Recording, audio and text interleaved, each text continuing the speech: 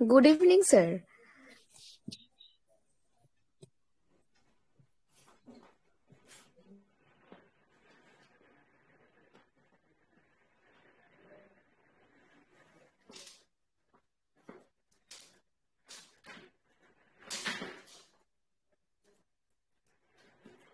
Good evening, everybody.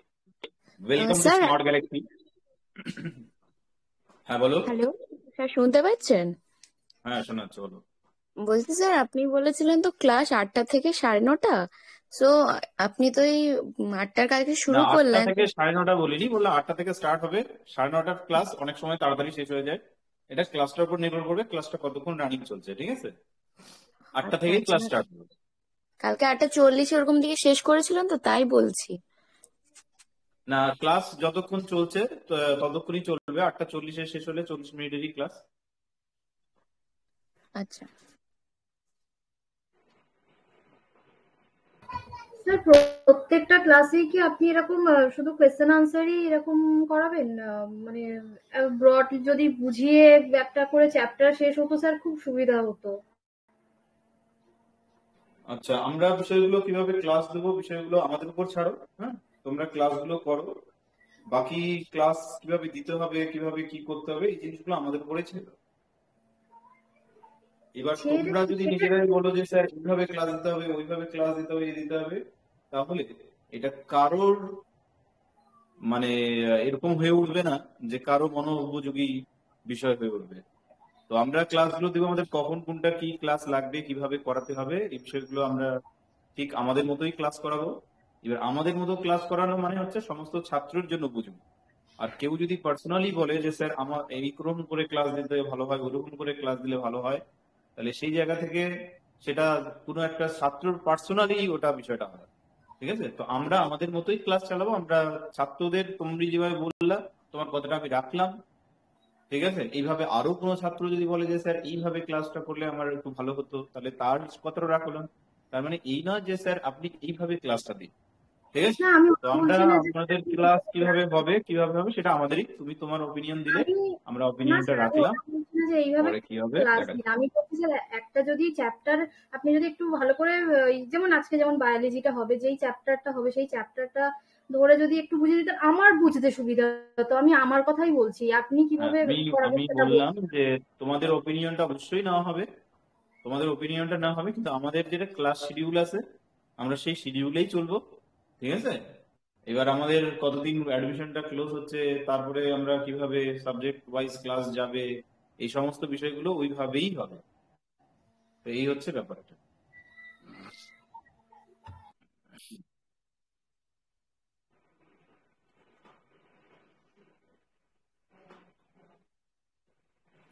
তো 8টা বেজে গেছে, শুরু করছি। তোমাদের যে ক্লাসটা ছিল সেখানে তোমাদের আমি গত যে ক্লাস দিয়েছিলাম বায়োলজি এবং ফিজিক্সের, সেখানেও তোমাদের বলেছিলাম যে ফার্স্ট চ্যাপ্টারটা আমরা করছি। আর ফার্স্ট চ্যাপ্টারের যত রকমের কোশ্চিন হতে পারে আমরা মোটামুটি সমস্ত কোশ্চিন গুলো দেখবো। প্লাস প্রত্যেকটা বিষয়ে আমরা যখন কোশ্চিন দেখছি তখন তার পাশাপাশি অনেক ডিটেলস জিনিস দেখছি, যেখানে তোমাদের এই জায়গাগুলোতে ভুল বা এই জায়গাগুলোতে আর কোনো লুফল আর কোনো গ্যাপ থাকবে না, পুরোটাই কমপ্লিট ক্লিয়ার হয়ে যাবে। তো আমরা প্রশ্নের উত্তরের সাথে সাথে পড়ছি। আমাদের একটা পড়ানোর একটা স্ট্র্যাটেজি আছে, আমার পড়ানোর কথা আমি বলছি। একটা পড়ানোর স্ট্র্যাটেজি হচ্ছে এই, ছাত্রদেরকে আগে ওই একটা পড়ামুখী নিয়ে আসা, আগ্রহের মধ্যে নিয়ে আসা, যাতে প্রশ্ন উত্তর আমি করতে পারছি, আমার কম্পিটিটিভ লাইনে আমি চলছি, সেখানে আমাকে প্রশ্ন উত্তর করতে হবে, সেই জায়গাটা আগে নিয়ে আসা। যখন সেই জায়গাটা ছাত্রদের মধ্যে ক্রিয়েট হয়ে যায়, যখন সেই অবস্থাটা ক্রিয়েট হয়ে যায়, যখন যে ছাত্ররা হ্যাঁ এইবার প্রশ্ন উত্তরগুলো ভালো করে বুঝছে, তখন আমরা সেগুলোতে আমার ক্লাসে আমি গত দীর্ঘদিন ধরে এই কম্পিটিটিভ লাইনে আছি। 2018 সালে অ্যাক্টিভলি লাইনে আছি, 2018 সাল থেকে। তো ছাত্রদের এই দীর্ঘদিন পড়ানোর অভিজ্ঞতা থেকে ছাত্রদের কোথায় কোন জায়গায় কি রকম প্রয়োজন পড়ে সেই বিষয়গুলো জানা আছে। আর কিছু থেকে কিছু কিছু এরকম বিষয় হয় যে ছাত্রদের, অনেক ছাত্র এমন হয় যে এই জায়গাটাতে এরকম না হয় এরকম হলে ভালো হতো, এটা নিজেদের একটা মনে হয়। কিন্তু স্যারদের কাজকে স্যারদের মধ্যে মানে করতে হয়। আর এটা দীর্ঘদিনের অভিজ্ঞতা বলছে। তো যাই হোক, তো বিষয়গুলো হচ্ছে আমরা প্রথমে এইটা করে নিই। প্রথমে ক্লাসে, আমার ক্লাসে এরকমই থাকে যে আমরা প্রথমে কোশ্চিন আনসার গুলো দেখে একটু নিজেকে আগে পড়ার মধ্যে নিয়ে আসি, যে হ্যাঁ আমি প্রশ্ন উত্তরগুলো পারছি, এটা পারছি, ওটা পারছি। তখন তোমাদের যখন ডেসক্রিপটিভ আলোচনা হচ্ছে, মানে তোমাদের প্রশ্নের সাথে সাথে যখন এডিশনাল ইনফরমেশন গুলো প্রোভাইড করা হচ্ছে, তখন তোমরা সেখানে দেখতে পাচ্ছ যে এখানে হচ্ছে এই বিষয়গুলো থাকছে, আমার এই বিষয়টা অজানা থাকছে। তখন তোমাকে যখন কোশ্চিন, যখন আমরা ডিটেলসে যাব, ডিটেলস ক্লাসের মধ্যে যাব, তখন ঠিক বুঝে উঠতে পারবো যে আমাদের কোথায় কোথায় প্রশ্নগুলো কিভাবে আরো পড়তে হবে। আর যখন যখন নতুন নতুন টার্ম গুলো আসবে, তখন তোমরা বুঝতে পারবে যে স্যারের এই যে প্রশ্নটা আমরা ওই বছরের, বিগত বছরের একটা প্রশ্নের মধ্যে দেখেছিলাম, কি এই যে আমরা এমসিকিউ আনসারটা করেছিলাম, তখন এই আনসারটা করতে পেরেছিলাম, আর এই কারণে হয়নি। এটা তোমরা করতে পারা আর না পারার একটা যে গ্যাপ, সেই গ্যাপটা তোমরা খুঁজে পাবে। তো এই জন্য প্রথমে স্টার্টিং এ আমি তোমাদের যখন প্রথম দিন ক্লাস দিয়েছি, আমি জানি না কে কে ক্লাস ছিল প্রথম দিন, তখন আমি বলেছিলাম যে তোমাদের যখনই ক্লাস স্টার্ট হবে, তোমরা যে কোনো চাকরি পরীক্ষার প্রস্তুতি যখনই নিচ্ছ, তখন তোমাদের ফার্স্ট অ্যাটেম্প্ট এটাই হবে, একদম প্রথম এটাই হবে যে আমি প্রিভিয়াস ইয়ার কোশ্চিন এবং কিছু মক টেস্ট কোশ্চিন দিয়ে স্টার্ট করবো, আমার পড়ার আগ্রহটাকে ওখানে নিয়ে আসবো। এবার অনলাইন ক্লাসেস ম্যাক্সিমাম ছাত্র মানে ম্যাক্সিমাম ছাত্র যেটা হয় যে কিছুটা জানা, মানে অনেকটা জানা, 50% মতো জানা ছাত্র, তারা অনলাইন ক্লাসটাকে প্রিফার করে যে আমার জানা আছে বিষয়গুলো, আমাকে আরেকটু বিষয়গুলোকে যেতে হবে। যার জন্য অনলাইন ক্লাসে ছাত্রদের এই ধারণাটা হয়ে আসে যে আমাকে এইরকম করে পড়তে হবে, কারণ ওরা অলরেডি পড়ার মধ্যে থাকে। তো এটা একটা পজিটিভ সাইন, এটা একটা পজিটিভ ব্যাপার। আর কিছু ছাত্র যেগুলো হচ্ছে অ্যাফোর্ড করতে পারে না, আমি হচ্ছে কাজের মধ্যে আছি, বা আমি হচ্ছে প্রতিদিন রেগুলার আমি একটা কলেজে পড়ছি বা টিউশন পড়াচ্ছি, বা কোথাও একটা কাজের মধ্যে আছি, যার কারণে আমি দিনের বেলা অফলাইন ক্লাস করতে পারবো না, সেই জায়গা থেকে অনলাইন ক্লাসের প্রতি একটা আগ্রহ আসে। তো এরকম কিছু স্টুডেন্ট হয়। তো প্রথম টাইপের স্টুডেন্ট বললাম যারা অলরেডি জানে, এবং তাদের ক্ষেত্রেই অনলাইন ক্লাসটা সবচেয়ে বেশি উপযোগী হয়ে ওঠে। আর সেকেন্ড টাইপের একটা স্টুডেন্ট থাকছে যারা হচ্ছে সময়ের ক্ষেত্রে সময় দিতে পারছে না, দিনের বেলা বসতে পারবে না, তার জন্য তারা রাত্রের বেলা অনলাইন ক্লাসটাকে প্রেফার করে। তো এই সমস্ত স্টুডেন্ট থাকে। তো দুই ক্যাটাগরির স্টুডেন্টের পাশাপাশি আরেকটা স্টুডেন্ট যে আচ্ছা নিয়ে দেখি, তো পড়াশোনা ভালো লাগবে না লাগবে না লাগবে, নিয়ে দেখি একটা ক্লাস। তো এইসব স্টুডেন্টও থাকে। তো আমরা প্রথমে যখন আমি ক্লাস দিই, যখন আমরা এরকম মিক্সড স্টুডেন্টকে একসঙ্গে পাচ্ছি, তখন আমাদের ক্লাসের ব্যাপারটা এরকম থাকে যে আগে ছাত্রদের প্রতি ওই আগ্রহটা নিয়ে আসা হতো, যে ছাত্ররা পড়াশোনা কেমন, মানে কোশ্চিন কেমন আসবে, আমি এই কোশ্চিন গুলো আনসার করতে পারছি না, এইরকম একটা আগ্রহ নিয়েছি। এটা হচ্ছে পড়ার কৌশল, এটা হচ্ছে কম্পিটিটিভ লাইন। আর তোমাদের প্রথম দিন থেকে আমি বলেছি যে আগেকার টিচারদের তুলনায় এখন টিচারদের দায়িত্বটা অনেক অনেক বেশি। এখন কিন্তু কোশ্চিন তুমি গুগল করলেই কোশ্চিন পেয়ে যাবে। তো এখন তোমাকে শুধু পড়ালে হবে না, ছাত্ররা যাতে ওই পড়াটাকে ধরতে পারে, যে কিভাবে পড়তে হবে স্মার্টলি, কিভাবে এগোতে হবে, সেটা পরিশ্রম করার একটা আগ্রহ, আমাকে অনেক অনেক টাইম পড়তে হবে, ওই আগ্রহটা নিয়ে আসা, এই সমস্ত কাজ স্যারদের এখন দায়িত্বটা থাকে, শিক্ষকদের। তো আমরা যেহেতু মিক্সড ক্যাটাগরি, 3 প্রকারের ক্যাটাগরি স্টুডেন্ট নিয়ে চলছি, তো আমাদের ওই আগে ওই জিনিসটা নিয়ে আসতে হবে যে আমরা পড়তে পারছি না পড়তে পারছি না, ওই জিনিসটা নিয়ে আসতে হবে। আর ওই জিনিসটা আনার জন্য আমরা আগে প্রশ্ন উত্তর গুলো করে আগে নিজেকে ওই জায়গাটা তৈরি করবো। এবার প্রথমে যখন আমরা ক্লাসটা শুরু করবো কম্পিটিটিভ লাইনে, আমরা এটা করার আমার মানে একদমই ঠিক নয় যে ডাইরেক্টলি আমরা সাবজেক্ট ওয়াইজ ডিটেলস ক্লাস দেখছি। তুমি কালকে আজকে যে বললে সে খুবই ভালো বল, তোমার অপিনিয়ন ঠিক আছে, কারণ আমি বললাম তুমি ওই ক্যাটাগরি যার অলরেডি একটু জানা আছে, অলরেডি জানা আছে অনেকটা বিষয়, এবং তুমি এই করছো। এবার বাকি যে হয় যে আমি এখন সাবজেক্টিভ বিষয়গুলো যদি একটু ডিটেলস দেখে দেখে বলি, এটা কি হয় স্কুল এডুকেশন, এটা হচ্ছে একাডেমিক লাইন, কম্পিটিটিভ লাইন নয়, এটা হচ্ছে একাডেমিক লাইনে যে স্টাডি করলাম আমরা একদম বেশি ডিটেলস থেকে স্টার্ট করলাম, এটা হচ্ছে একাডেমিক ক্লাস। আর কম্পিটিটিভ ক্লাসে আগে আগ্রহ নিয়ে আসা হয়, আগে নিয়ে আসা হয় যে তোমার এই এই জায়গাগুলো চর্চা আছে, এইরকম এরকম প্রশ্ন আসবে, এমসিকিউ থাকবে, তোমাকে এই জায়গাগুলো কিভাবে বিল্ড আপ করতে হবে, কিভাবে এই জায়গাগুলোকে রেডি রাখতে হবে, এই সমস্ত বিষয়টা কম্পিটিটিভে পড়ে। আর একাডেমিকে কি হয়, প্রথমে ডিটেলস জেনে, কারণ ওখানে কোশ্চেন আনসার মুখস্থ করে, তোমার এখানে এমসিকিউটা পাশাপাশি ওখানে তোমাকে ডেসক্রিপটিভ লেখা এটা ওটা থাকছে। তো আমরা কিভাবে ক্লাস দিতে হবে, কি করতে হবে, এটা আমার পুরো স্ট্র্যাটেজি আমাদের একটা থাকেই, আমরা সেই স্ট্র্যাটেজি নিয়েই চলবো, এইভাবেই হবে। তো যাই হোক, অনেক কথা হলো, চলো ক্লাস স্টার্ট করি, প্রথম কোশ্চেনের দিকে যাই। কোনটি প্রোটোজোয়া নয়, এর মধ্যে কোনটি প্রোটোজোয়া? দেখো এখানে আমরা যখন প্রোটোজোয়া পড়বো, তখন প্রোটোজোয়া বা আর কি কি পর্ব রয়েছে সেই পর্বগুলো তো দেখে নিই। তো এটা একটা ডিটেলস ক্লাসের মতো হয়, আমরা জাস্ট এমসিকিউটাকে ধরে নিয়ে ডিটেলসটাকে বলছি।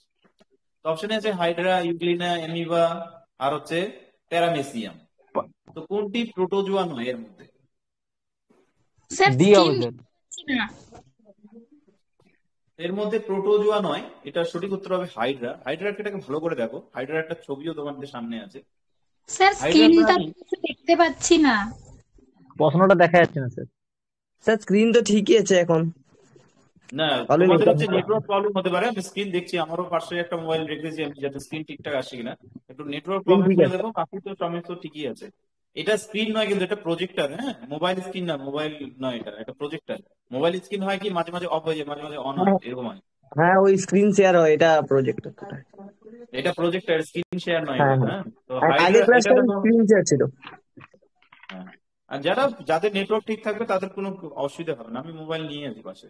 হাইড্রা প্রাণী রাজ্যের, এটা দেখো বিষয়টা হাইড্রার। হ্যাঁ, এটি বহুকোষী শরীরের সংগঠন কলাস্তর। তো তোমরা যেটা বলছিলে সেটা ভুল ছিল। আর এটা দেখো, হাইড্রার একটা ছবি আছে, এটাতে লেখাগুলো আছে, বিশেষ তেমন গুরুত্ব দিতে হবে না। ঠিক আছে, এগুলো সময়ের সাথে সাথে আমরা যখন ডিটেলস ক্লাসে যাবো এবং পাবে। আর এই লেখাগুলো তোমরা তো পিডিএফ পেয়ে যাবে, তো একটু পড়ে নিও। তো আমাদের যে 5 রাজ্যের যে ব্যবস্থা প্রস্তাব, এই 5 রাজ্যের ব্যবস্থা, তো এই 5 রাজ্য সম্পর্কে বলেছিলেন হচ্ছে হুইটেকার। এটা তোমরা অনেকবার পড়েছো। এই 5 রাজ্যের নাম কি কি? মোনেরা, প্রোটিস্টা, ছত্রাক, প্ল্যান্টাই আর হচ্ছে অ্যানিমেলিয়া। তো এই যে 5 রাজ্য, তাহলে আমরা এখানে কি বললাম, যে এই যে আমরা বললাম যে হাইড্রা প্রোটোজোয়ার কথা যে পড়ছি, এই যে প্রোটিস্টা প্রোটোজোয়া, হ্যাঁ এইটা। তো আমরা এখানে ডিটেলস পড়ে নিলাম যে 5 রাজ্য, এই 5 রাজ্যের প্রস্তাব করেছিলেন কি? হুইটেকার। হুইটেকার 5 রাজ্যের নাম দিয়েছিল কি কি? মোনেরা, প্রোটেস্টা, ছত্রাক, প্ল্যান্টাই আর হচ্ছে অ্যানিমালিয়া। তো প্রোটোজোয়া কোন অধীনে পড়ছে এই 5 রাজ্যের মধ্যে? এই 5 রাজ্যের মধ্যে প্রোটোজোয়া পড়ছে প্রোটিস্টা রাজ্যের অধীনে। প্রোটিস্টা রাজ্যের অধীনে পড়ছে, এটা তৃতীয় বৃহত্তম একটা পর্ব। তো এটা কত বৃহত্তম কি এগুলো বিশেষ ইম্পর্টেন্ট না। তো প্রোটোজোয়া এককোষী, এটা তোমরা পড়েছো অনেকবার, হাইড্রার ক্ষেত্রেও পড়েছো। ইউক্যারিওটিক অন্তর্ভুক্ত। আর এটা আমাদের যে আমরা যে আদিম, সে আমাদের যে আদিম প্রাণীর যে আদিম সত্তা বা এনসেস্ট্রাল বলতে যদি বলি আমরা, আমাদের এনসেস্ট্রাল হচ্ছে এই প্রোটোজোয়া। তারা পরভোজী, তারা শিকারী বা পরজীবী হিসেবে বাস করে। তো এই সমস্ত কিছু আমরা জানলাম। 5 রাজ্য কে প্রস্তাব করেছিল এটা মনে রাখতে হবে, হুইটেকার। আর 5 রাজ্য কি নামটা মনে রাখতে হবে তোমাদের। আর প্রোটোজোয়া যেটা প্রোটিস্টা রাজ্যের অধীনে পড়ে। তাহলে আমাদের প্রশ্নটা কি ছিল? কোন প্রোটোজোয়া নয়? তাহলে এটা হচ্ছে পতঙ্গ নিম্নলিখিত কোনটির অন্তর্গত? Annelida, arthropoda. এটা একদমই পারবে তোমরা, সোজা প্রশ্ন একদম। পতঙ্গ, অপশন হ্যাঁ, পতঙ্গ হচ্ছে আর্থ্রোপোডা শ্রেণীর অন্তর্গত। পতঙ্গ, কীট, এগুলো হচ্ছে স্যার সাউন্ড আর্থ্রোপোডা আসছে না। আর্থ্রোপোডা শ্রেণীর অন্তর্গত। Hello hello hello. তোমরা একটু নিজেদের এগুলো নেটওয়ার্ক গুলো একটু ঠিক রাখো। হ্যাঁ, মানে আওয়াজ আসছে ঠিকই, বাকিটা শুনতে পাচ্ছে নিশ্চয়। তো যেটা বলছিলাম যে আর্থ্রোপোডা পর্বের অন্তর্ভুক্ত, এটা অমেরুদণ্ডী প্রাণী। যাদের একটু অসুবিধা হবে তারপর লেফট করে গিয়ে আবার অন করে নেবে, তাহলে হচ্ছে সঙ্গে সঙ্গে অন করে নেবে, তাহলে আওয়াজটাও সব ঠিক হয়ে যাবে। তো এদের একটা বৈশিষ্ট্য কি? এদের 3 জোড়া করে সংযুক্ত পা, তারপরে 1 জোড়া শুঙ্গ থাকে বা এন্টেনা যেটাকে বলে, এই সমস্ত কিছু থাকে। আর রক্তপূর্ণ একটা গহ্বর, একটা পরীক্ষা আছে হিমোসিল কি। তো এই পতঙ্গদের রক্তপূর্ণ যে গহ্বর থাকে সেটাকে হিমোসিল বলে। এটা খুব ইম্পর্টেন্ট, হিমোসিলটা। তো পতঙ্গদের দেহের রক্তপূর্ণ গহ্বরকে হিমোসিল বলে। এদেরকে এক জোড়া করে শুঙ্গ থাকে, জোড়া শুঙ্গ থাকে। এদের বহিঃকঙ্কাল 3টি খণ্ড দ্বারা বিভক্ত, মস্তক, বক্ষ আর হচ্ছে উদর। সি হর্স নিয়ে পরীক্ষায় প্রশ্ন আসে। সামুদ্রিক অশ্ব বা সি হর্স এটি কোন প্রকার? অস্টিকথিস, মোলাস্কা, কন্ট্রিকথিস নাকি ম্যামিলিয়া? কন্ডেক্টিস। কন্ট্রিকথিস নাকি অস্টিকথিস, কোনটা হবে? এটা হচ্ছে অস্টিকথিস পর্বের অন্তর্গত। ঠিক আছে, সামুদ্রিক অশ্ব। সি হর্স, এটা ছবি দেখতে পাচ্ছ তোমরা সি হর্সের। এটার পর্ব হচ্ছে কর্ডাটা, উপপর্ব হচ্ছে মেরুদণ্ডী। আর একবার কোন একটা পরীক্ষায় এসেছিল, আমার সম্ভবত ডাব্লিউপি তে হবে, মনে আছে, প্রশ্ন এসেছিল যে এই যে সামুদ্রিক অশ্ব বা সি হর্স যেটা রয়েছে, সি হর্স কি একটি মাছ, মানে অপশনে ছিল মাছ, আরো অনেক কিছু ছিল, তো এর মধ্যে এটা সঠিক উত্তর ছিল কিন্তু মাছ। তাহলে সি হর্স হচ্ছে একটা মাছ, এটা মনে রাখতে হবে, এটা একটা মৎস্য। এটা হচ্ছে অস্টিকথিস এর মধ্যে পড়ে। এর বৈজ্ঞানিক নাম হচ্ছে হিপোক্যাম্পাস ইরেক্টাস। এই হচ্ছে বিষয়গুলো। তাছাড়াও এর দেখো ফুলকার মাধ্যমে শ্বাস নেয়, এটি সাঁতারের জন্য পাখনা রয়েছে, আর রং পরিবর্তন করতে পারে, এটাও একটা গিরগিটির মতো, এরও একটা বৈশিষ্ট্য আছে। তো এটা হচ্ছে অস্টিকথিস পর্বের শ্রেণী। আর পর্ব যদি বলে তাহলে কর্ডাটা পর্বের মধ্যে পড়ছে। বৈজ্ঞানিক নামটা মনে রাখতে হবে, হিপোক্যাম্পাস ইরেক্টাস। আর এটা একটা মাছ, এটা হচ্ছে সি হর্স। হার্বেরিয়াম কি? মৃত উদ্ভিদকে শুদ্ধ করে এক স্থানে রাখা, জীবিত উদ্ভিদকে একত্রিত করে রাখা, নাকি মৃত উদ্ভিদকে আর্দ্র ঘরে রাখা, জীবন্ত উদ্ভিদকে কাঁচের ঘরে রাখা? হার্বেরিয়াম কি? Option D. অপশন ডি হবে না, জীবন্ত উদ্ভিদকে কাঁচের ঘরে রাখা হার্বেরিয়াম নয়। দেখো, অপশন হার্বেরিয়াম ডি। কিন্তু রিসার্চ সেন্টারও রয়েছে। আমাদের যে বোটানিক্যাল গার্ডেন রয়েছে, শিবপুর বোটানিক্যাল গার্ডেন, এটা কিন্তু একটা হার্বেরিয়াম রিসার্চ সেন্টার। এরকম অনেক রিসার্চ সেন্টার রয়েছে, হার্বেরিয়াম ফরেস্ট রিসার্চ সেন্টার রয়েছে দেরাদুনে। তো দেখো হার্বেরিয়ামের কাজ কি, এটা হচ্ছে তোমরা এখানে দুটো অপশন নিতে পারতে, মৃত উদ্ভিদকে শুদ্ধ করে এক স্থানে রাখা আর মৃত উদ্ভিদকে আর্দ্র ঘরে রাখা, এই দুটো অপশনকে দিতে পারতে। তো এটার প্রথম অপশনটাই রাইট হবে, মৃত উদ্ভিদকে শুদ্ধ করে এক স্থানে রাখা। এটা মৃত উদ্ভিদের উপরে কাজ করে, এটা তোমরা হার্বেরিয়াম দেখতে হবে। তো এটা হচ্ছে মৃত উদ্ভিদকে শুদ্ধ করে এক স্থানে রাখা। এটা হলো সংরক্ষিত উদ্ভিদ নমুনা, এটা নমুনা সংগ্রহ করা হয়। আর এই হার্বেরিয়াম বই একটা, যেটা ফ্লেমিশ বার্নার্স লিখেছেন, সেটা হচ্ছে 1633 সালে। তো এই হার্বেরিয়াম বা হার্বেরিয়া শব্দটা 1633 সালে ফ্লেমিং বার্নার্স দ্বারা প্রস্তুতকৃত। তো এটা হচ্ছে কি, হার্বেরিয়াম পরীক্ষায় প্রশ্ন আসে, এটা মনে রাখতে হবে, এটা হলো মৃত উদ্ভিদকে শুদ্ধ করে এক স্থানে রাখার পদ্ধতি। পরের প্রশ্ন, এদের মধ্যে কোনটি তরুণাস্থি যুক্ত মাছ? তরুণাস্থি যুক্ত মাছ কোনটি? অপশনে রয়েছে silver fish, dog fish, Cray fish, star fish. যাদের জানা নেই তাদের জন্য বলে দিই, এটা হচ্ছে ডগ ফিশ। এটা ডগ এর মতো দেখতে, যার কারণে ডগ ফিশ। তাছাড়াও এর ধারালো দাঁত রয়েছে। এটা হচ্ছে কন্ট্রিকথিস শ্রেণীর অন্তর্ভুক্ত। এটা হচ্ছে ডগ ফিশটা কন্ট্রিকথিস শ্রেণীর অন্তর্ভুক্ত, যেটাকে, যার মানেই হলো তরুণাস্থি। এরা সামুদ্রিক আর মাংসাশী প্রাণী, এর মধ্যে হাঙরও পড়ে। এরকম প্রজাতি, অর্থাৎ এই যে তরুণাস্থি যুক্ত প্রজাতি যদি বলে, তাহলে প্রায় 1207টা প্রজাতি রয়েছে এই তরুণাস্থি যুক্ত প্রজাতি, এর মধ্যে হাঙর পড়ে। এটা হচ্ছে সামুদ্রিক এবং মাংসাশী প্রাণী। এরা কোন মধ্যে পড়ে? কন্ট্রিকথিস। এটা হচ্ছে তরুণাস্থি, নাম হচ্ছে ডগ ফিশ। তাহলে ডগ ফিশ কন্ট্রিকথিস, এটা মনে রাখতে হবে। তরুণাস্থি যুক্ত, আর তরুণাস্থি যুক্ত প্রজাতির সংখ্যা হচ্ছে 12,007, আর হাঙ্গর এই পর্বের অন্তর্ভুক্ত। এটা বলেই দিলাম। Herbarium of Forest research institute কোথায় অবস্থিত?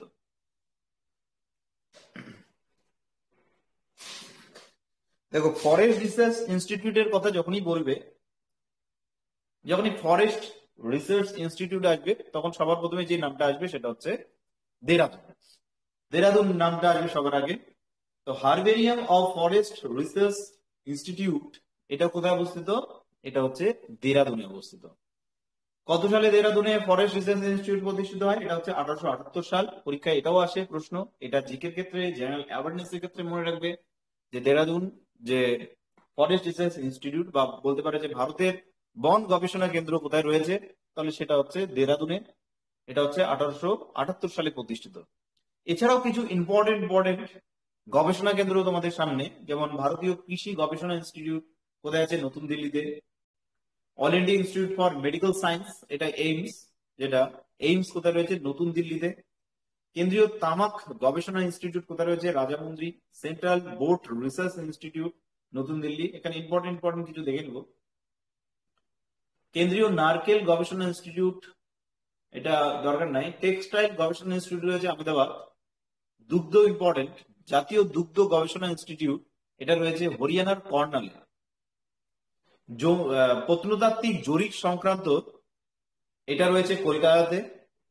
কেন্দ্রীয় ঔষধ গবেষণা ইনস্টিটিউট, এটা রয়েছে লখনৌ, উত্তরপ্রদেশ। এটা tata institute of fundamental research, এটাও মনে রাখতে হবে, খুবই ইম্পর্টেন্ট। এটা tata institute of fundamental research, এটা রয়েছে কোথায়? Mumbai. Indian Institute of petroleum, Dehradun. Central building research Institute রয়েছে, আচ্ছা এটা ইম্পর্টেন্ট না। রমন রিসার্চ ইনস্টিটিউট কোথায় রয়েছে? এটা ইম্পর্টেন্ট, এটা মনে রাখো ভালো করে। এটা হচ্ছে ব্যাঙ্গালোরে। কেন্দ্রীয় বৈজ্ঞানিক শিল্প সংস্থা রয়েছে চণ্ডীগড়ে। সমুদ্রবিদ্যা ইনস্টিটিউট, এটা রয়েছে পানাজি, এটা গোয়ার রাজধানী। পাট প্রযুক্তিগত গবেষণা, কলকাতা। পরিবেশ প্রকৌশল গবেষণা ইনস্টিটিউট রয়েছে নাগপুরে। এছাড়াও জাতীয় উদ্ভিদ গবেষণা ইনস্টিটিউট, ফরেস্ট গবেষণা ইনস্টিটিউট রয়েছে কোথায়? দেরাদুনে। আর উদ্ভিদ গবেষণা ইনস্টিটিউট রয়েছে লখনৌতে। বিক্রম সারাভাই মহাকাশ কেন্দ্র, এটা তিরুবনন্তপুরমে। Indian Institute of Chemical Biology, এটাও মনে রাখতে হবে, ইম্পর্টেন্ট খুবই। Indian Institute of Chemical Biology, এটা রয়েছে কলকাতা।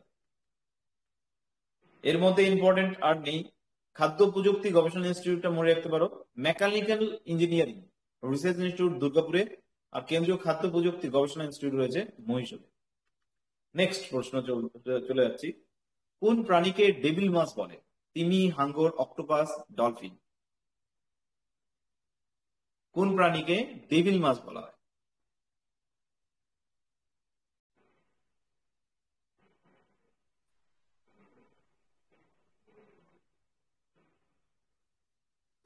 তো যারা পারবে উত্তর দাও। তোমাদের হচ্ছে 28 তারিখ পর্যন্ত ক্লাসটা, আমার ক্লাসটা এইভাবে চলবে। 28 তারিখে পর থেকে ক্লাসগুলো একটু অন্যরকম হবে। ক্লাসগুলো যেমনটা বলা হয়েছে 8টা থেকে 9:30 এরকম টাইম ক্লাস হবে, এবং ক্লাসটা অনেকটা লেন্থি ক্লাস হবে। তোমরা যারা সঙ্গে সঙ্গে আসতে পারছো না, চেষ্টা করবে ক্লাসের মধ্যেই থাকা, এতে কমিউনিকেশন গ্যাপটা থাকবে না। তো ক্লাসের মধ্যে থাকবে, তাছাড়া পরে কিন্তু রেকর্ডেড ক্লাসটাও দেখে নিবে। তো কোন প্রাণীকে ডেভিল মাছ বলে? তো ডেভিল মাছ কোন প্রাণীকে বলা হয়? অক্টোপাসকে। তোমরা কিন্তু প্রশ্ন উত্তর করতে পারো, এটা তো কোনো অসুবিধা নেই। অক্টোপাসকে ডেভিল মাছ বলার একটা কারণ এরকম, যে প্রাচীনকালের মানুষরা যখন মাছ ধরতে যেত, তখন যখন দেখতো কোনো অক্টোপাস, তখন তারা এটাকে অশুভ বলে মনে করত, কারণ তার চেহারাগত কারণে। তো এই একটা কারণ, যে কারণে একে ডেভিল মাছও বলা হয়ে থাকে, একটা শয়তান মাছ। তো এটা অশুভ একটা মাছ বলে বিশ্বাস করতো প্রাচীন মৎস্যজীবী যারা ছিল তারা। ন্যাথোস্টোমাটা উপশ্রেণীটি কোন শ্রেণীর অন্তর্গত? ন্যাথোস্টোমাটা উপশ্রেণীটি কোন শ্রেণীর অন্তর্গত? এখানে আছে একাইনোডার্মাটা, পরিফেরা, সিলেন্টারেটা, নাকি কর্ডাটা। সবটাই দেখে নেবো আমরা যে এটা কি। ন্যাথোস্টোমাটা এটা কি, এবার একাইনোডার্মাটা কি, সিলেন্টারেটা কি, এগুলো দেখে নিই। তো দেখো, এই যে আমরা বলছি ন্যাথোস্টোমাটা, এটা হচ্ছে একটা কর্ডাটা শ্রেণীর অন্তর্ভুক্ত। এই পর্বের প্রাণীর সারা জীবন অথবা ভ্রূণ অবস্থায় পৃষ্ঠীয় দেশ বরাবর নটোকট থাকে, অবস্থান করে। আমরা এগুলো পরে পড়বো অবশ্যই। তো নটোকট কি? নটোকট হচ্ছে নরম, নমনীয়, দণ্ডাকার, দৃঢ় ও অখণ্ডায়িত অঙ্গ। এটা হচ্ছে নরম, নমনীয়, দণ্ডাকার, দৃঢ় ও অখণ্ডায়িত অঙ্গ। এটা হচ্ছে নটোকট। এটা কোথায় থাকে? এই যে আমরা কর্ডাটা প্রাণী বলছি, এই কর্ডাটা প্রাণীদের ভ্রূণ অবস্থায় পৃষ্ঠদেশীয় বরাবর এটা থাকে। এছাড়াও পৃষ্ঠদেশের একক ফাঁপা ও স্নায়ুরজ্জু থাকে এখানে। সারা জীবন অথবা জীবনচক্রের কোনো এক পর্যায়ে পার্শ্বীয় গলবিলীয় ফুলকা ছিদ্র এদের মধ্যে থাকে। এদের মধ্যে অন্যতম হলো হাঙ্গর, তেলেপোকা, সমুদ্র শসা আর হচ্ছে কাঁকড়া। তো গলবিলীয় ফুলকা যেটা থাকে করডা শ্রেণী অন্তর্ভুক্ত। এই যে ন্যাথোস্টোমাটা উপশ্রেণী এদের মধ্যে। তো এরা হচ্ছে হাঙ্গর, তেলেপোকা, সমুদ্র শসা, তারপর হচ্ছে কাঁকড়া। এরা। পরের প্রশ্ন, এটা অনেকে ভুল করে যায়, গরুর দুধে কি থাকার জন্য দুধের রং ঈষৎ হলদে হয়? এটা তোমাদের কাছ থেকে আনসার আশা করব, এটার আনসার করবে। Riboflavin. Sir C, option C হবে। এখানে তোমরা ভুলটা করে যাও যে গরুর দুধে রাইবোফ্লোবিন অথবা ভিটামিন বি টু, এটা অনেকে আনসারটা করে। তো অ্যাকচুয়ালি ভিটামিন বি টুর অপশন জন্য সি। নয়। গরুর দুধ হলদে, গরুর দুধের রং ঈষৎ হলদে হওয়ার একটা কারণ হচ্ছে ক্যারোটিনের উপস্থিতি। এই ক্যারোটিন যার কারণে হচ্ছে গরুর দুধের রংটা হলদে হয়। আর ক্যারোটিন কি একটা চর্বি দ্রবণীয় যৌগ। এটি শুধুমাত্র দুধের হলুদ রং নয়, ক্রিম, মাখন, ঘি এগুলোতেও ব্যবহার করা হয়। ক্যারোটিন ভিটামিন এর অগ্রদূত এবং অ্যান্টি অক্সিডেন্ট হিসেবে কাজ করে, ক্যারোটিনের কথা বলা হচ্ছে। তো এটা দেখো কিছু কিছু বইয়ের মধ্যে এটা হচ্ছে রাইবোফ্লোবিন অর্থাৎ ভিটামিন বি টু এটা থাকে। তো গরুর দুধে এটা ক্যারোটিনের উপস্থিতি। যদি দুটো অ্যান্সার নিতে বলে তাহলে আমরা ক্যারোটিন এবং রাইবোফ্লোবিন নিতে পারি। তো সবার আগে আমরা ক্যারোটিনটাকে এখানে নেব। রটরাম কোন প্রাণীতে দেখা যায়? আরশোলা, পিঁপড়ে, চিংড়ি নাকি রুই মাছ? রটরাম কোন প্রাণীতে দেখা যায়?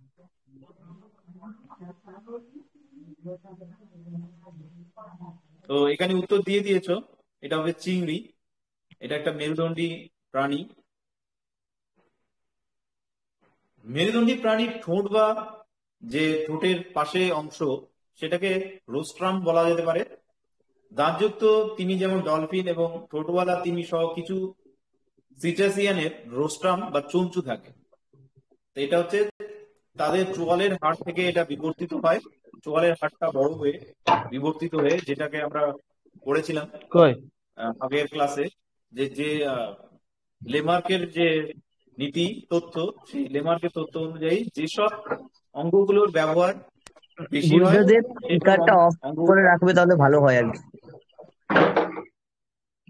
আচ্ছা, মিউট করে রাখো, কারো একটা আওয়াজ বেশি আসছে।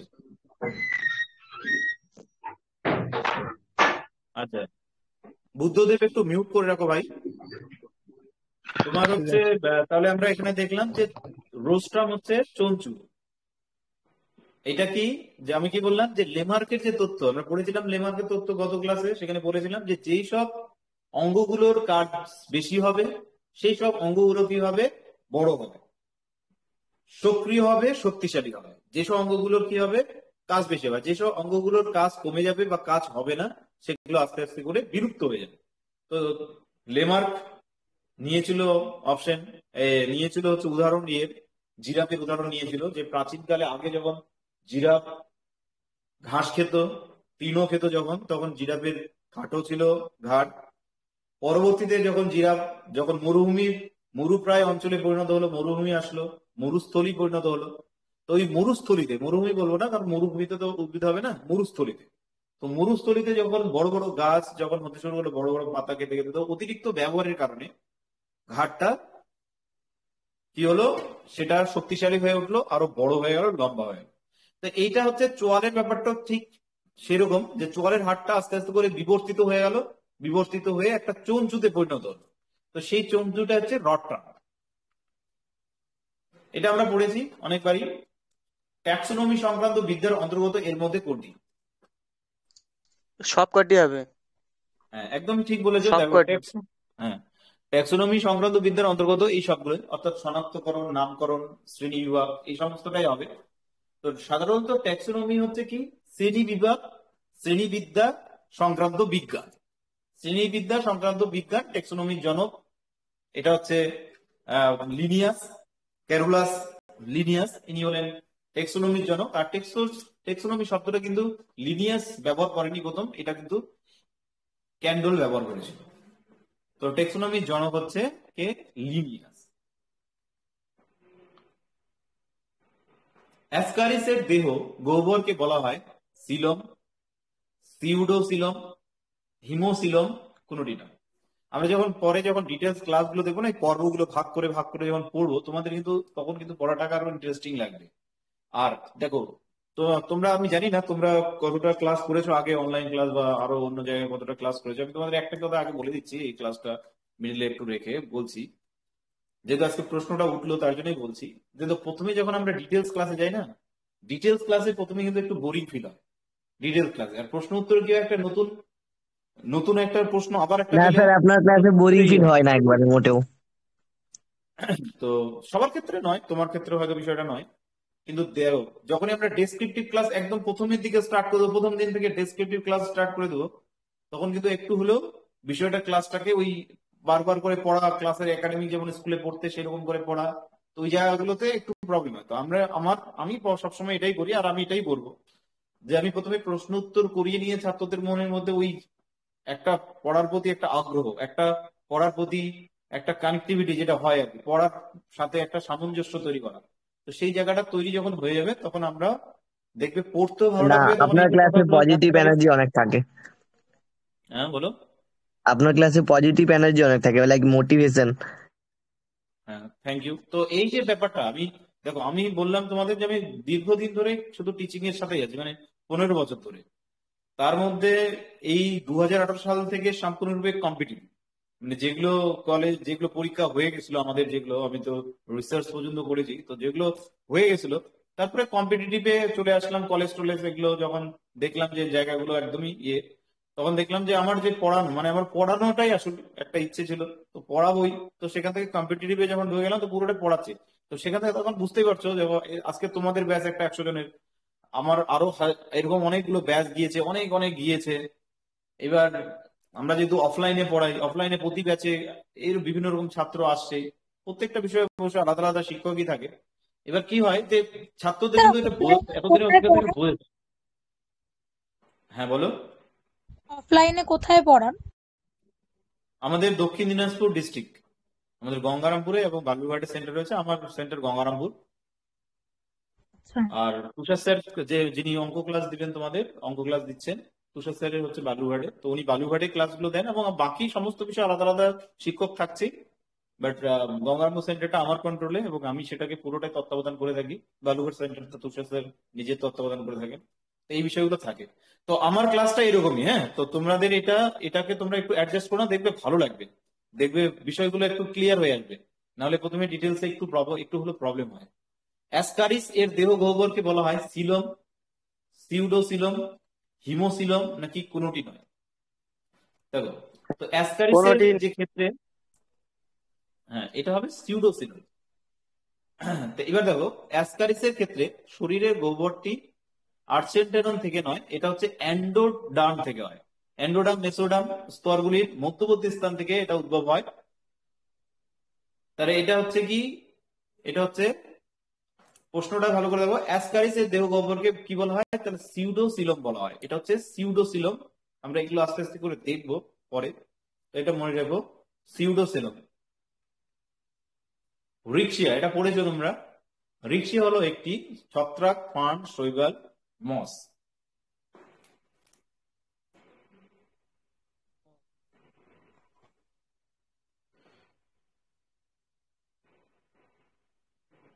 তো রিক্সিয়া কি? রিক্সিয়া হলো একটা মস। তো এটা যদি তুমি মস এবং শৈবাল দুটোই নাও, তাহলে দুটোকে নেওয়া যেতে পারে। দেখো, তো এখানে যখনই আমরা মস পাচ্ছি উত্তর, তো সবার আগে মসটাকে নেব। তো দেখো, রিক্সিয়া হচ্ছে একটা ব্রায়োফাইট শ্রেণীর অন্তর্ভুক্ত। তো ব্রায়োফাইট শ্রেণীতে 3টা শ্রেণী থাকে। এই যে 3টা শ্রেণীর নামটাও তোমরা দেখতে পাচ্ছ।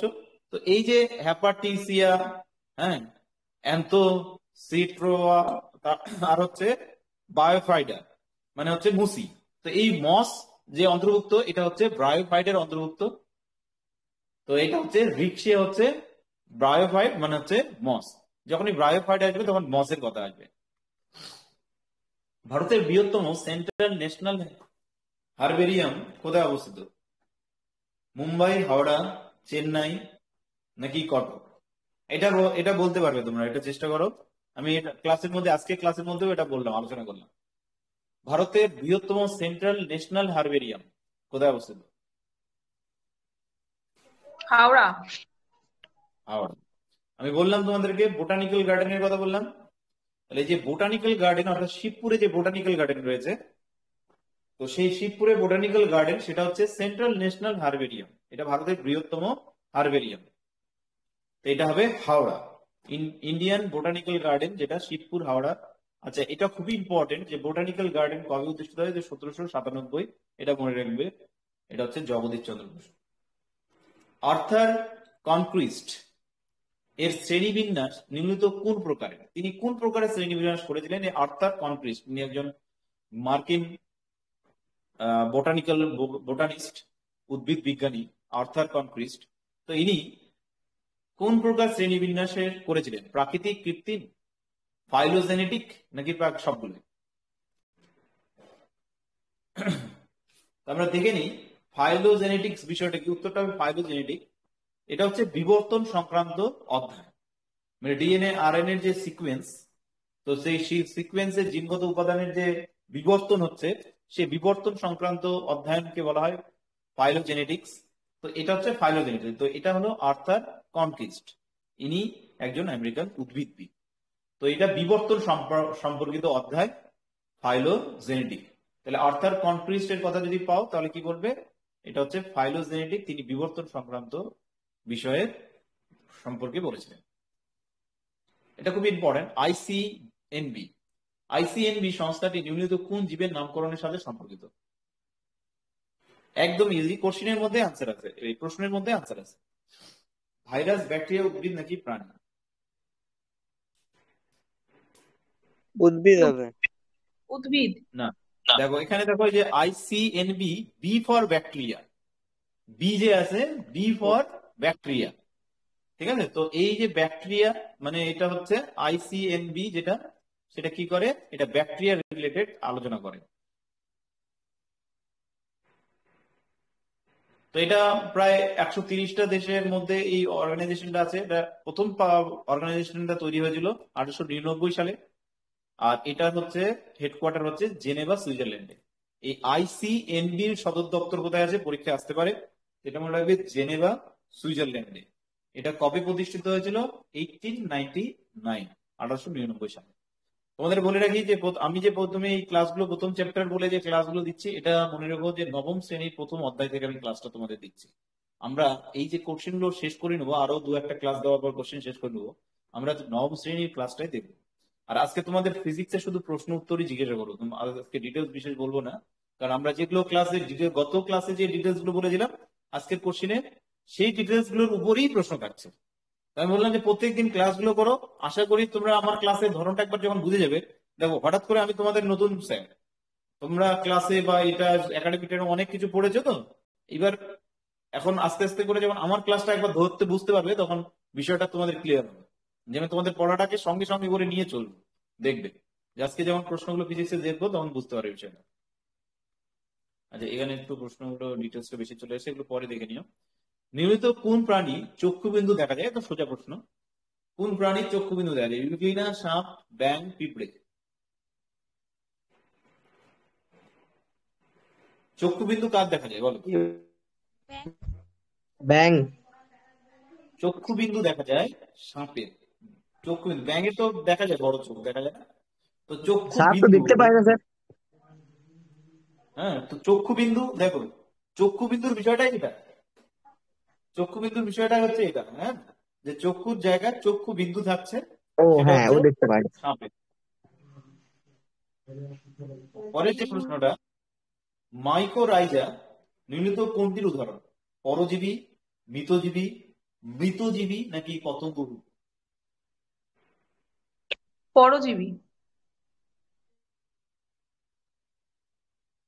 আচ্ছা, পরজীবী উত্তর দিয়েছো। তো এটা হচ্ছে মাইকোরাইজা, যেটা সেটা হবে মিথজীবী। আচ্ছা, মিথজীবী আর মৃতজীবীটা ভালো করে বোঝার চেষ্টা করবে, দুটো আশা করি জানো তোমরা। একটা হচ্ছে মৃতজীবী, মৃতজীবী মানে দুজন একে অপরের কাছ থেকে এটা হচ্ছে শোষণ করছে, সেটা হচ্ছে মৃতজীবী, মানে একে অপরের উপরে নির্ভর করে বেঁচে আছে সেটা হচ্ছে মৃতজীবী। আর মৃতজীবী হচ্ছে মৃত উদ্ভিদ বা প্রাণী দেহবাসীর থেকে যারা পুষ্টিরস শোষণ করে তাদেরকে বলা হয় মৃতজীবী। আর মৃতজীবী কি পুষ্টিরস শোষণ করে একে অপরের থেকে।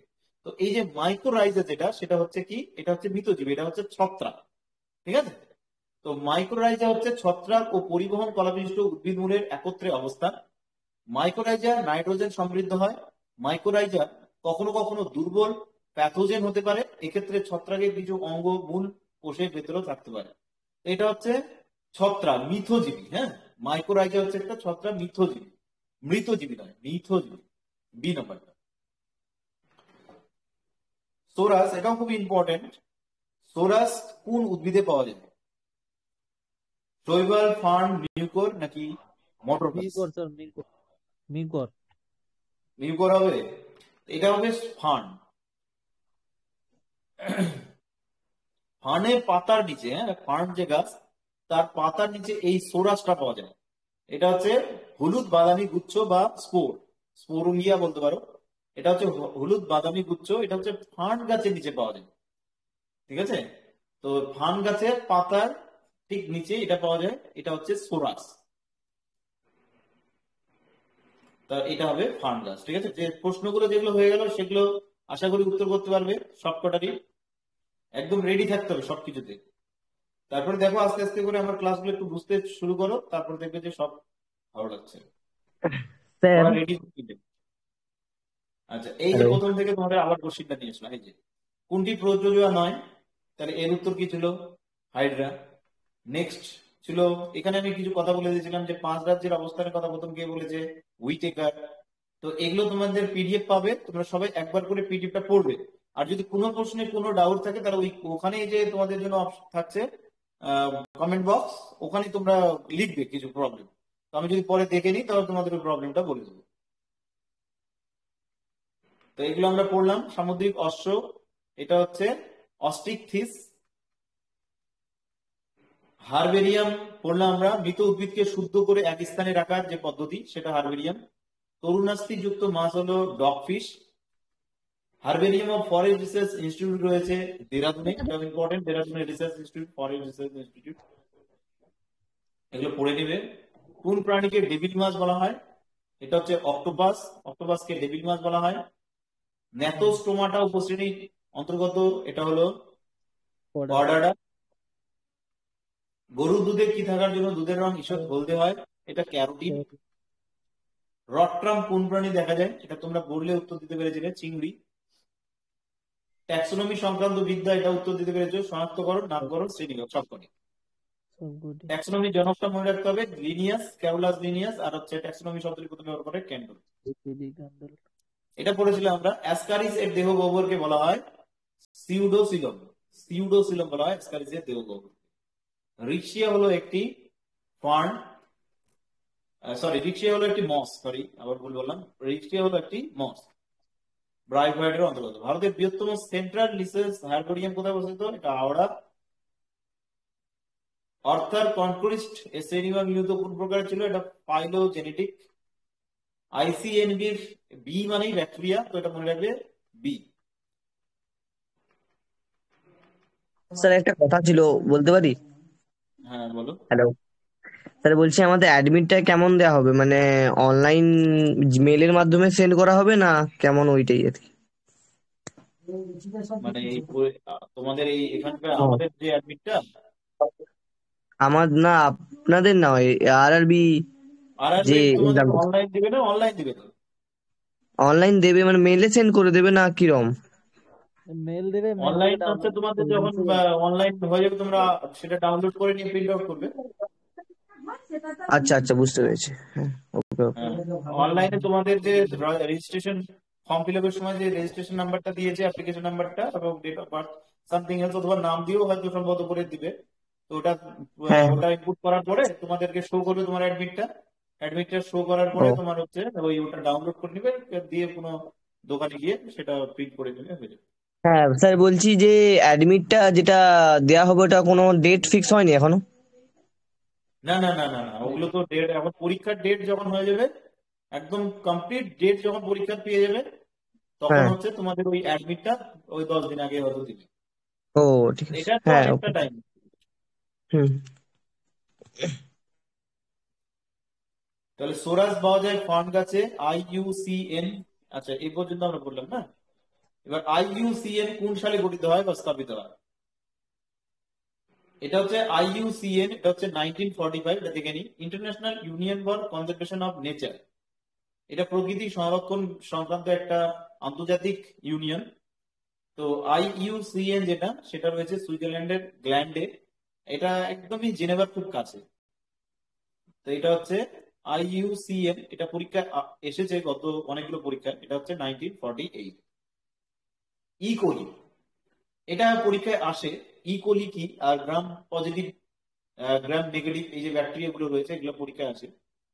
তো ইকোলি যে ব্যাকটেরিয়া, এটা কোন প্রকারের, গ্রাম পজিটিভ নাকি গ্রাম নেগেটিভ? গ্রাম পজিটিভ মানে এমন কিছু না, কোষ পর্দা যে থাকে সেই কোষ পর্দা গুলো যদি পুরু হয়, মানে কোষ পর্দা গুলো যদি একটু মোটা হয়, ভারী হয়, শক্ত হয়, ভারী শক্ত না বলবো না, মানে পুরু হয়।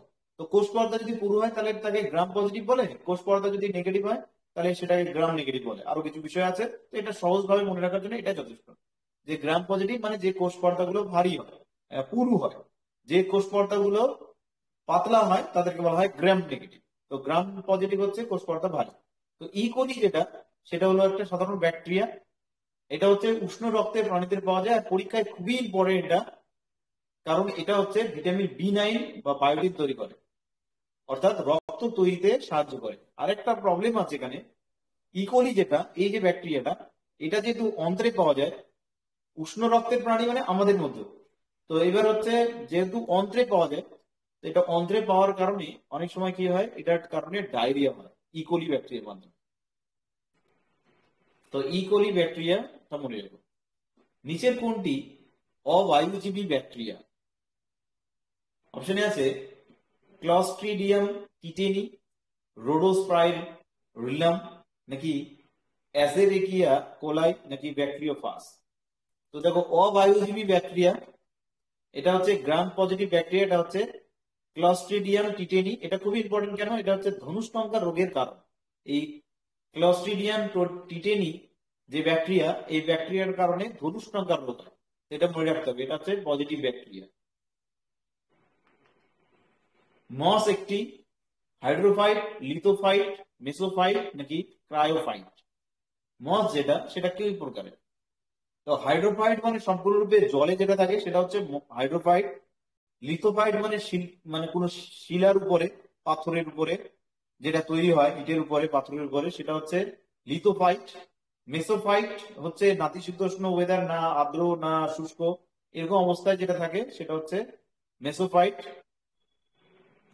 আচ্ছা, এটা জেরোফাইট ছিল, যেটা হচ্ছে সাধারণত শুষ্ক অঞ্চল। তো দেখো, লিথোফাইট হলো উত্তরটা, কারণ আমরা দেখেছি মসকে কোথায় দেখতে, মসকে দেখেছি শিলার উপরে তৈরি হতে। শৈবাল এগুলো কোথায় তৈরি হয়? শিলার উপরে হয়। আর্দ্র কোনো একটা জায়গায় জল পড়ছে, সেখানে হচ্ছে তৈরি হয়ে গেছে। তো এরকম হাইড্রোফাইট হচ্ছে জলজ পরিবেশে বসবাসকারী উদ্ভিদ, এটা হতে পারে হাইড্রোফাইট। মেসোফাইট হচ্ছে উদ্ভিদ যেখানে ঠান্ডা এবং শুষ্ক এবং আর্দ্র উভয় অবস্থান বসবাস করছে, সেগুলো। আর জেরোফাইট হচ্ছে যেগুলো মরুভূমি অর্থাৎ শুষ্ক অঞ্চলে যেসব উদ্ভিদ জন্মায়, সেটা হচ্ছে জেরোফাইট।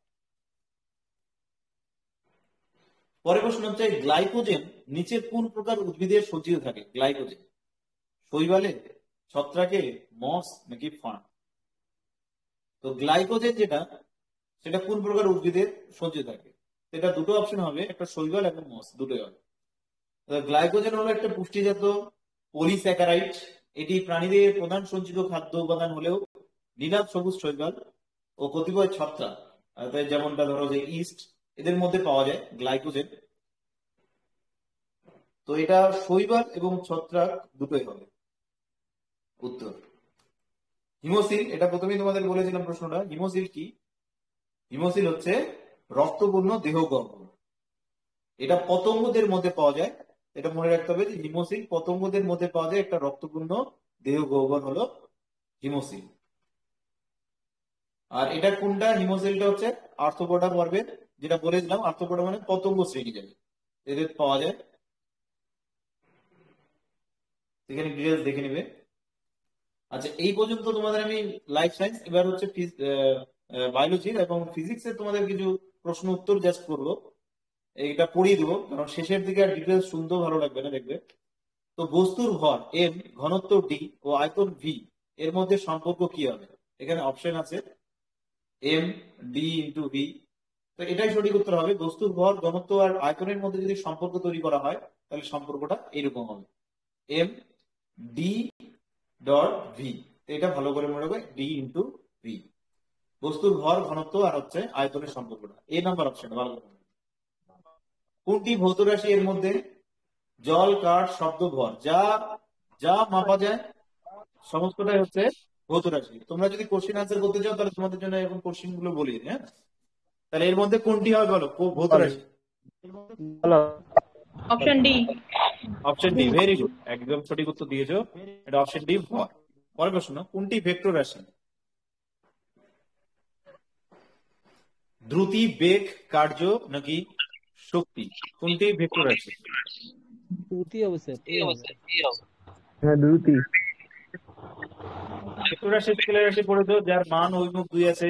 ভেক্টর রাশি স্কেলার রাশি যার মান আছে অভিমুখ নেই, সেটা হচ্ছে স্কেলার রাশি। তো এখানে ভেক্টর রাশি কোনটা হবে? বেগ। বেগ হবে ভেক্টর রাশি। 1 মেগাওয়াট সমান সমান কত ওয়াট? 10⁻³ হবে। না, 10⁻³ নয়, 10⁻6, রাইট। 1 মেগাওয়াট হচ্ছে 10⁻6 ওয়াট। প্রশ্ন উত্তর করলে একটা জিনিস ভালো হয়, যখন তুমি উত্তরটা বলছো তোমার যদি ভুলও হয় তুমি কিন্তু পরে আর সেই ভুলটা করবে না, কারণ ওই ভুলটার পরে সংশোধন করাটা কিন্তু মনে রাখার মতো একটা জায়গা। তো উত্তর করার চেষ্টা করবে। কেউ একটা মনে মনে, যারা যারা একদমই প্রথম জানো না এই জিনিসগুলো, একদম এগুলো কিন্তু আমরা আগেও আলোচনা করেছি, হ্যাঁ, প্রশ্নগুলো আলোচনা হয়নি, বিষয়টা আলোচনা হয়েছে আগে। তো যারা যারা একদম প্রথম করছো তারা মনের মধ্যে একটা মানে এটা পড়ার, মনে রাখার একটা অভ্যাস, যে আমি প্রথমে একটা এই প্রশ্নটাকে একটা উত্তর ভেবে নিলাম যে এটা হতে পারে, এ নাম্বার কি ডি নাম্বার এরকম হতে পারে।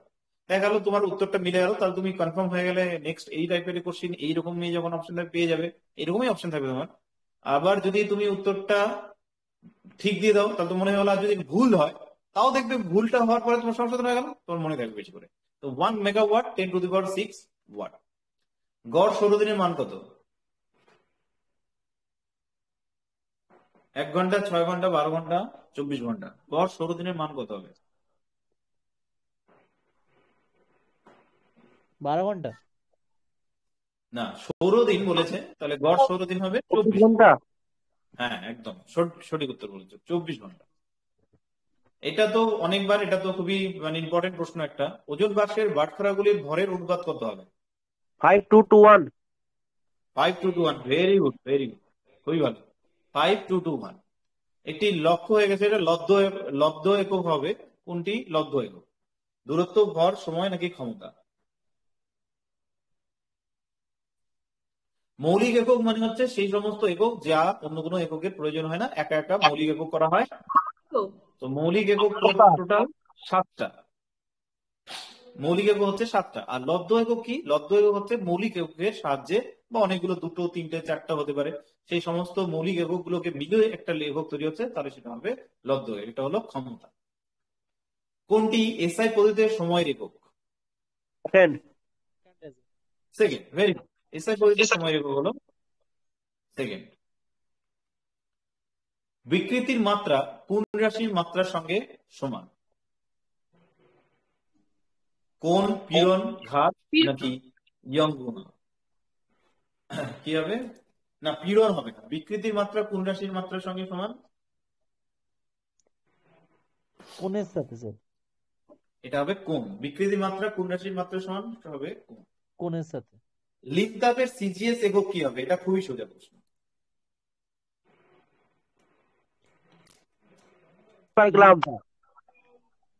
কেলজি স্যার। ক্যালোরি প্রতি গ্রাম। কেলজি। ক্যালোরি প্রতি গ্রাম, এটা সঠিক উত্তর দিয়েছো। লিনতাপের সিজিএস একক হলো ক্যালোরি প্রতি গ্রাম, বি নাম্বারটা। আচ্ছা, এবার বলো দীপন প্রাবল্যের এসআই একক কি হবে? হ্যাঁ, দীপন প্রাবল্য যেহেতু বলেছে তাহলে হবে ক্যান্ডেলা। এখানে ক্যান্ডেলাটা রাইট হবে। আচ্ছা, এখানে একটু উল্টো পাল্টা হয়ে অপশনটা, এটা ক্যান্ডেলা রাইট হবে। নিচের কোনটি মূল একক? আধান, কম্পাঙ্ক, চুম্বক মেরু নাকি আলোকবর্ষ? মূল একক এর মধ্যে কোনটি? আলোকবর্ষ। আলোকবর্ষ, কারণ হচ্ছে এটা আলোকবর্ষ। দূরত্বের। রাইট, একদম সঠিক উত্তর। মূল একক আলোকবর্ষ। ক্ষুদ্র সময় পরিমাপক যন্ত্র হলো D sir, D. Stop watch. D, stop watch. Stopwatch. Right, একদম সঠিক উত্তর, স্টপওয়াচ। দুটি রাশির একক একই, একটি স্কেলার অন্যটি ভেক্টর, উদাহরণ দাও। বল স্যার, বল। বল। বল হবে, আবার ভাবো একটু, আরো একবার ভাবো। বেগ আর দুটি। দুটি রাশির একক একটি, বেগ আর দুটি। বেগ আর দ্যুতি। তাহলে হবে বেগ আর দ্যুতি।